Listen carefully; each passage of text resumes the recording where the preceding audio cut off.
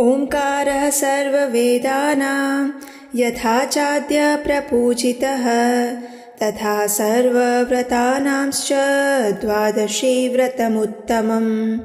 अर्थात विष्णु पुराण में कहा गया है, जिस प्रकार समस्त वेदों का आदि स्वरूप ओमकार पूजित होता है, उसी प्रकार समस्त व्रतों में आदि व्रत द्वादशी उत्तम है। हरे कृष्ण। हमारे सभी शास्त्रों और पुराणों में कहा गया है कि एकादशी जैसा कोई व्रत नहीं है। इसके पालन मात्र से ही संपूर्ण पाप ध्वंस हो जाते हैं और भगवान श्री हरि विष्णु की शुद्ध प्रेमा भक्ति प्राप्त होती है। एकादशी और द्वादशी व्रत रखने का अर्थ है भगवान को प्रसन्न करना। जो मनुष्य भगवान श्री कृष्ण की शुद्ध प्रेमा भक्ति प्राप्त करना चाहता है, उसे एकादशी व्रत का पालन अवश्य करना चाहिए।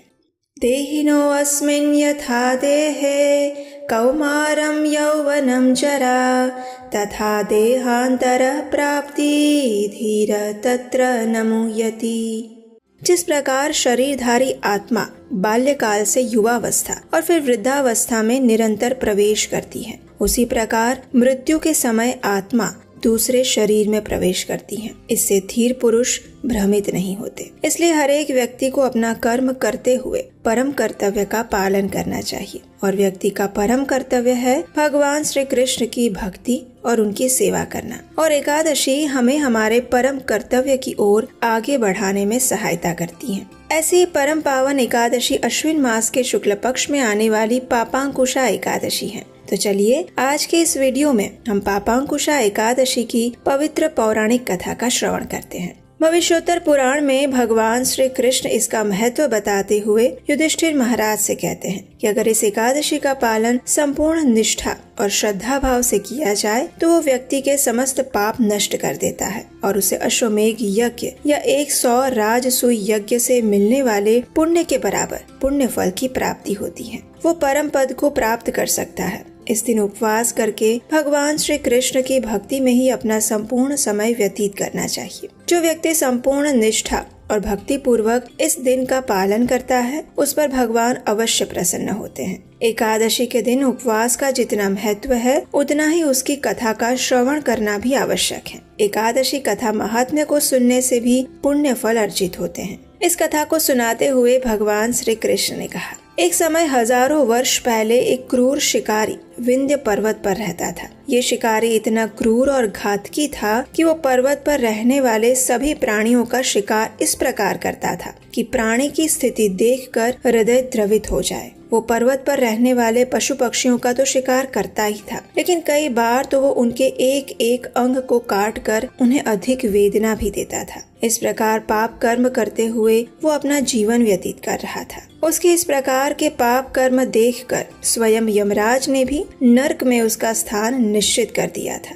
अब उस अज्ञानी को किसी के द्वारा पता चला कि वो जो कार्य कर रहा है वो अत्यंत घृणायुक्त कृत्य है। उसके इस कार्य के परिणाम स्वरूप मृत्यु के पश्चात उसे नरक की यात्रा भुगतनी पड़ सकती है। अब देखिए, किसी भी प्रकार का कष्ट भुगतना किसी को अच्छा नहीं लगता, भले ही वो स्वयं किसी और को कष्ट क्यों ना पहुंचाता हो। लेकिन अपने आप को किसी भी प्रकार का कष्ट हो, ये सोच मात्र से ही व्यक्ति भयभीत हो जाता है। और वैसे भी नरक का नाम सुनते ही सब भयभीत हो उठते हैं। तो बस फिर शिकारी को भी यही भय सताने लगा। इसलिए दौड़ता हुआ वो अंगिरा ऋषि के आश्रम में जा पहुंचा। उनके चरणों में गिरकर हाथ जोड़कर उनसे प्रार्थना करने लगा। शिकारी ने महर्षि से कहा, हे महामुनि, मैंने आजीवन अत्यंत घोर पाप किए हैं। मैंने निर्मम प्राणी की क्रूरता से हत्या कर अत्यंत पाप जन्य घृणास्पद कृत्य किए और इस प्रकार सभी पशु पक्षी की हत्या करके मैंने अपना जीवन व्यतीत किया। हे ऋषिगण, अब इस पाप कर्म के कारण जो नरक की यातना भुगतनी पड़ेगी, इस सोच से ही मैं भयभीत हो रहा हूँ। इसलिए हे महर्षि, मुझे इस पाप कर्म से मुक्त होने का कोई मार्ग बताएं।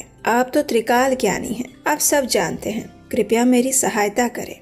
शिकारी की इस प्रकार प्रार्थना सुनकर ऋषि अंगिरा ने कहा, हे वत्स, तूने जो आजीवन पाप कर्म किए हैं उससे तुम्हें नरक की यातना भुगतनी ही पड़ेगी, उसमें कोई संदेह नहीं है। लेकिन फिर भी मैं तुम्हें शास्त्रोक्त एक मार्ग बताता हूँ, जिससे तुमने जो पाप कर्म किए हैं वे नष्ट हो सकते हैं और नरक की यातना से तुम बच सकते हो। और उसका उपाय है अश्विन मास में आने वाली पापांकुशा एकादशी का पालन। इस एकादशी का संपूर्ण निष्ठा और भक्ति पूर्वक पालन करके तुम अवश्य ही अपने पापों से मुक्त हो जाओगे। इस दिन उपवास करके संपूर्ण शरणागति के साथ भगवान श्री हरि के विग्रह की पूजा आराधना करो, जिससे तुमने जो भी पाप कर्म किए होंगे उससे तुम्हें अवश्य ही मुक्ति मिल जाएगी। अंगिरा ऋषि की बात सुनकर शिकारी अत्यंत प्रसन्न हुआ और ऋषि की बात सुनकर उसने संपूर्ण श्रद्धा के साथ भक्ति पूर्वक नियम पूर्वक इस एकादशी का पालन किया।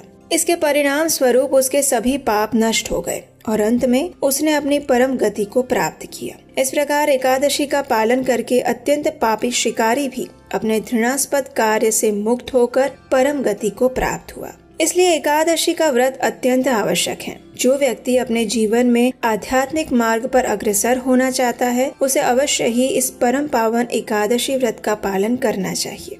भगवान स्वयं कहते हैं, भक्त्या मेकया ग्राह्यः श्रद्धायात्मा प्रिय सताम् भक्ति पुनाति मनिष्ठाश्व पाकानपि संभवात्। श्रीमद् भागवतम के 11वें स्कंद के 14 अध्याय में भगवान कहते हैं, साधु पुरुषों की परम प्रिय आत्मा में केवल श्रद्धा युक्त भक्ति के वशीभूत होता हूँ। मेरे प्रति निष्ठा पूर्वक की गई भक्ति से चांडाल का भी चांडलत्व या जाति दोष दूर हो जाता है। अर्थात निष्ठा पूर्वक भक्ति करने वाला चांडाल फिर चांडाल नहीं रह जाता। तो इसलिए एकादशी के दिन संपूर्ण भक्ति भाव से श्री हरि की पूजा आराधना करके हम उनकी शुद्ध प्रेमा भक्ति को प्राप्त कर सकते हैं। इस दिन उपवास करके भगवान श्री हरि के पवित्र नामों का जप करके कथा, सत्संग, श्रवण और पूर्ण विधि विधान के साथ इस एकादशी का पालन किया जाए तो पूर्व जन्म के और इस जन्म के सभी पाप नष्ट हो जाते हैं। इतना ही नहीं, समस्त तीर्थों का फल भी प्राप्त होता है। इस एकादशी का पालन करने वाले व्यक्ति को कभी यमलोक का दर्शन नहीं होता। वास्तव में तीनों लोकों में भगवान पद्मनाभ के दिन एकादशी व्रत पालन के समान आनंददायक और पापों से शुद्ध करने वाला कुछ भी नहीं है।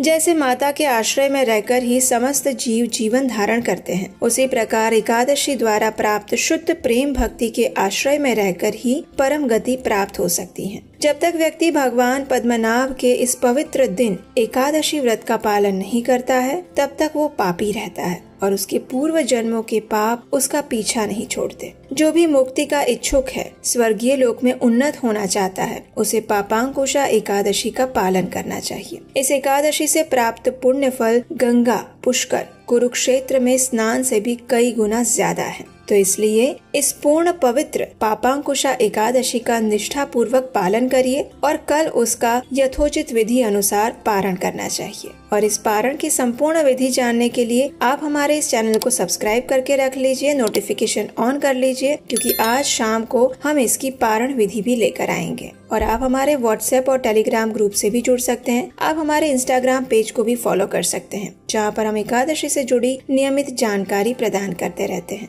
और जैसा कि आप जानते हैं, पवित्र कार्तिक मास आने वाला है। ये मास भगवान श्री हरि को तो प्रिय है ही, लेकिन ये श्रीमती राधा रानी का भी अत्यंत प्रिय मास है। और इस मास का नाम कार्तिक उन्हीं के नाम पर पड़ा है। और इस पवित्र कार्तिक मास में हम भगवान श्री कृष्ण की बाल लीलाओं पर आधारित एक विशेष कृष्णायन प्रोजेक्ट आप सबके लिए लेकर आने वाले हैं। अनेक दिनों से इस प्रोजेक्ट की प्रतीक्षा हो रही थी और आखिर अंत में भगवान की कृपा से और आप सबके आशीर्वाद से हम इस कार्तिक मास में उसका आरंभ करने जा रहे हैं। अगर आपको हमारे द्वारा सुनाई जा रही ये कथा और प्रमाणभूत वैदिक ज्ञान का प्रचार प्रसार अच्छा लग रहा है और अगर आप हमारे कार्य की प्रशंसा करते हैं तो आप इस आने वाले कृष्णायन प्रोजेक्ट के लिए भी हमें आर्थिक सहयोग भेज सकते हैं। स्क्रीन पर नंबर दिया गया है और आपके द्वारा भेजे गए सहयोग से भगवान श्री कृष्ण की ख्याति और उनकी महिमा जन जन तक पहुंचेगी। और इस पवित्र चातुर्मास और कार्तिक मास में इससे अच्छा शुभ अवसर और कोई नहीं हो सकता। तो चलिए पापांकुशा एकादशी का पालन करते हुए हम एकादशी देवी से प्रार्थना करते हैं कि वे हमें भगवान श्री कृष्ण की शुद्ध प्रेमा भक्ति प्रदान करें। हरे कृष्ण।